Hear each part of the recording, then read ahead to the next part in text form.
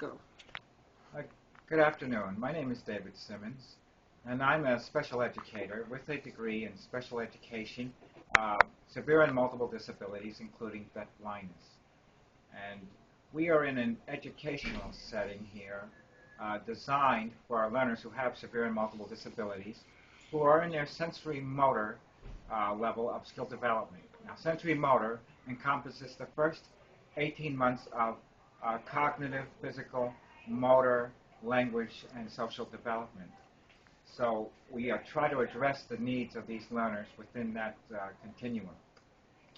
Now, what we will say here is the first thing you will notice about this environment is that you will see various mobiles and lights and different kinds of things hanging from the ceiling and around the room itself. And this is to address the physical and visual challenges that these learners have, and that they cannot change their bodily position. Okay, we continue. Okay.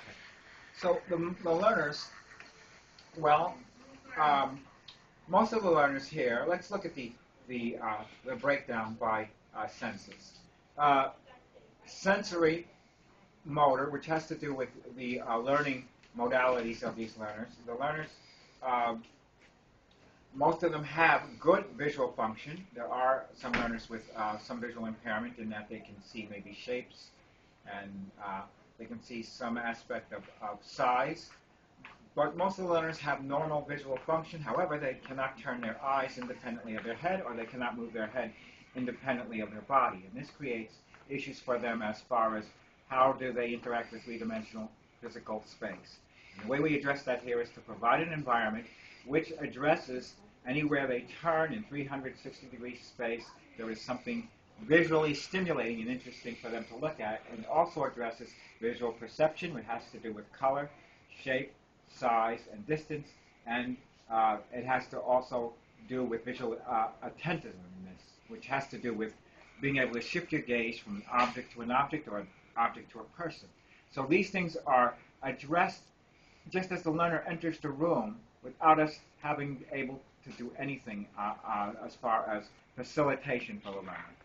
Now, we also try to address the motor thing aspect. Many of these learners have between 1 month and 12 months level of skill development. The average for this particular setting here is closer to 1 to 6 months of actual usable physical development. And what do I mean by that? Well, let's look at fine motor. Fine motor, you have pincer grasp with the pincer, palmar grasp with the palm. These learners do not have pincer or palmar. The educational implications are then they are not able to grasp, reach, press, swipe, hold without facilitation. That means without somebody taking it and placing it into the palm of their hand and then wrapping the fingers around it. Or maybe they are fisted like this and they cannot open their hand. So then we have to open their hand for them and place something into it and then close it and see if they can somehow get an awareness of that. This is the kind of motor patterns that we are dealing with. So what we do then is we provide visual, tactile stimulation for them. And this enables them to achieve visual tactile integration. And you can see a book like this. You can see there are shapes in the book. It's a three-dimensional aspect as well as a two-dimensional aspect. And we are addressing the visual in terms of left and right, up and down, conventions of what does a book look like, but we're also addressing shapes as we do that.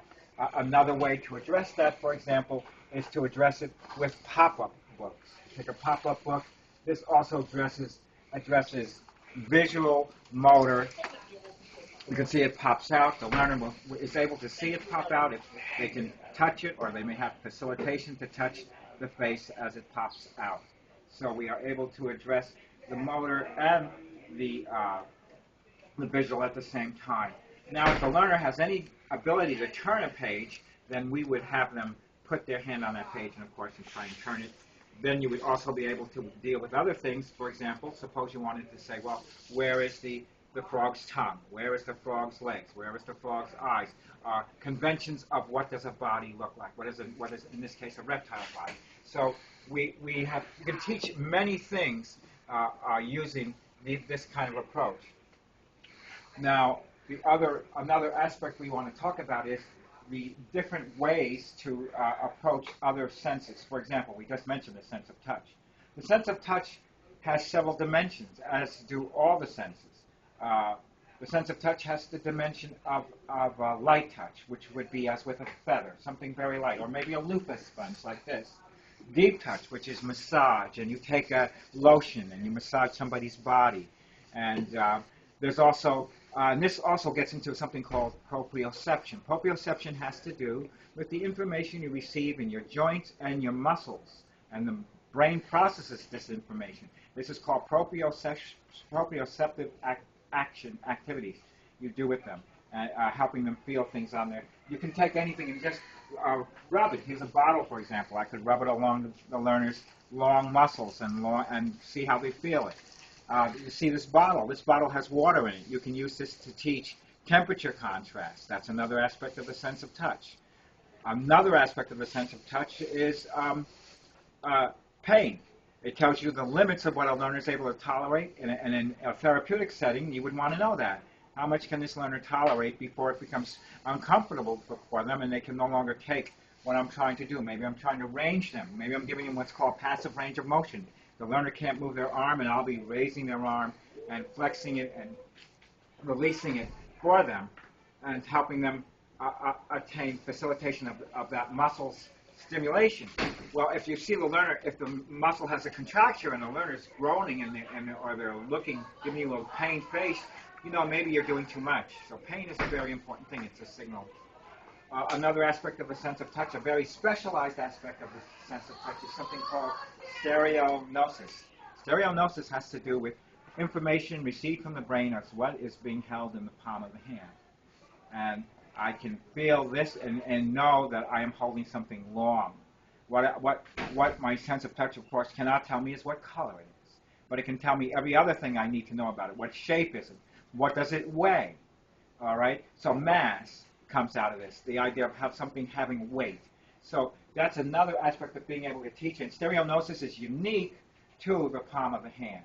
This is kind of a miniaturized version of what you're doing when you're doing proprioception.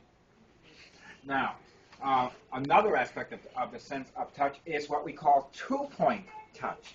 Two-point touch has to do specifically with your fingertips. Now, I'm going to show you something here. I'm going to take a pretzel here, and these little granules of salt are actually about the size of a Braille dot.